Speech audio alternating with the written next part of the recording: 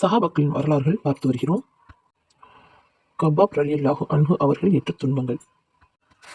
ஹஜ்ரத் கப்பாப் ரலியல்லாஹு அன்ஹு அவர்கள் கூறுகிறார்கள், ஒரு தடவை ரசூலுல்லாஹி ஸல்லல்லாஹு அலைஹி வஸல்லம் அவர்கள் வழக்கத்திற்கு மாறாக நீண்ட நேரம் தொழுது கொண்டிருந்தார்கள். அதனை கண்ட சஹாபாக்கள் அது பற்றிய விளக்கம் கேட்டபோது, இது ஆசையும் பயமும் கலந்த தொழுகையாகும். இதில் நான் அல்லாஹ் தாலாவிடம் 3 துஆக்கள் கேட்டேன். அவற்றில் 2 ஏற்றுக்கொள்ளப்பட்டன, 1 மறுக்கப்பட்டு விட்டது. அதாவது என்னுடைய உம்மத்தினர் அனைவரும் பஞ்சத்தால் அழிக்கப்பட்டு விடக் கூடாது என துஆ செய்தேன். அது ஏற்றுக்கொள்ளப்பட்டு விட்டது. 2வது, என் உம்மத்தினர் அனைவரையும் வேரோடு அழித்துவிடக்கூடிய எதிரியை அவர்கள் மீது சாட்டிவிடக் கூடாது என துஆ செய்தேன். அதுவும் ஏற்கப்பட்டது. 3வது, என் உம்மத்தினர் தங்களுக்கு மத்தியிலே சண்டையிட்டுக் கொள்ளக் கூடாது என துஆ செய்தேன். அது ஏற்கப்படவில்லை என்று பதில் கூறினார்கள். ஹஜ்ரத் கப்பாப் ரலியல்லாஹு அன்ஹு அவர்கள் தமது 37ஆம் வயதில் இறப்பெய்தினார்கள்.